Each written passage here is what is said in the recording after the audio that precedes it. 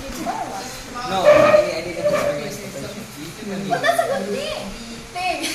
So there's no need to worry if you are behaving like that. So here I have 6 tips for you to improve your memory.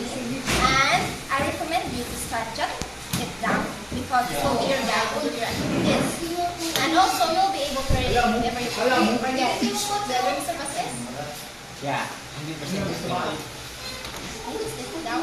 So first, be physically active because it will help you increase your blood flow through your body, including your brain. Second, stay mentally active.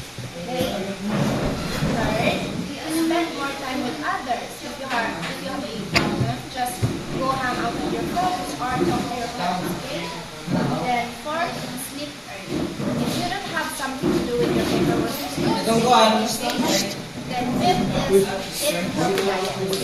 Lastly, stay organized.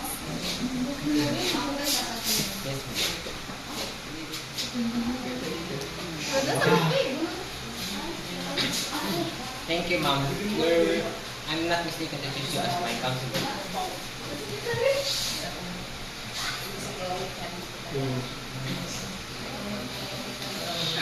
I wasn't expecting to choose you as my counselor.